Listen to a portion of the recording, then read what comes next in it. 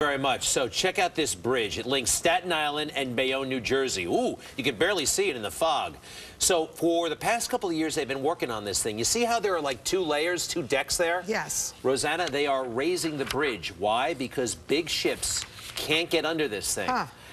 Really, really big ships. So you see those? You see the arch? Right, I see the arch. And then you see two kind of horizontal roadways. So they want to bring it up to that second roadway, yes, the higher roadway. Right, and they're not finished with it, but that lower roadway will go away someday, and then all cars will be using the upper roadway. Why? So that big, tall, huge tanker ships can get through. Because this is very exciting stuff, Greg. Let's put Robert Moses on the Bayonne Bridge. Can we do that? There he is, actually. That's the cool part with his hard hat and everything. How high up are you there, Robert?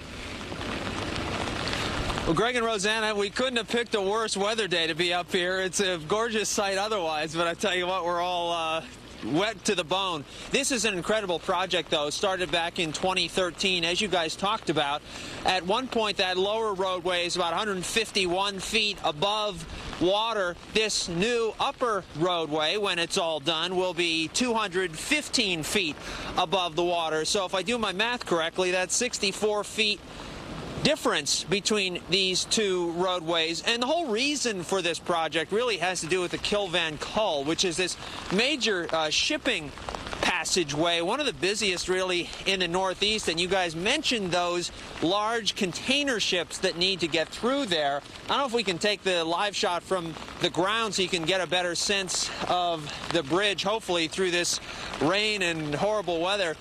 Dennis Stabile is the program director up here, and he joins me on the arch of the bridge. Dennis, thanks for bearing with us through this horrible weather. Talk about the significance of this project, because obviously there's a key economic element in making sure these ships can get through. That's right. So the key to this project is to make sure that we keep the economic competitiveness of our ports in the region by raising the roadway of the bridge, as you mentioned, by 64 feet to allow those much larger container ships to access our ports, which are located west of the bridge. They're much more fuel efficient, these larger ships, and they need to get under the bridge to access the ports. So when it's all said and done, we still don't know, around $1.5, $1.6 billion project. But one of the key facets really is preserving where we are, preserving the arch. How did you go about doing that through this engineering? Yes, and that was a key component. The arch structure itself is a National Civil Engineering Landmark, designated as such in 1985. We wanted to make sure we kept the historic nature of the bridge. So what we actually did is raise the roadway within the arch structure itself. So you get a brand new roadway 64 feet higher, but it still goes within the existing arch, so you still maintain the character and that historical significance. And then once everything's done, the lower roadway goes away, and traffic will start coming on the upper roadway in early part of next year. Is that true? That's correct. So we look in 2017 to open up the new higher roadway. Immediately thereafter, we'll remove the existing roadway, which is the navigational obstruction, and allow those larger container ships to travel underneath. All right, I think I've had enough of the rain. Dennis Stabile, thanks for having us up here, Greg and Rosanna. I can't even see anymore.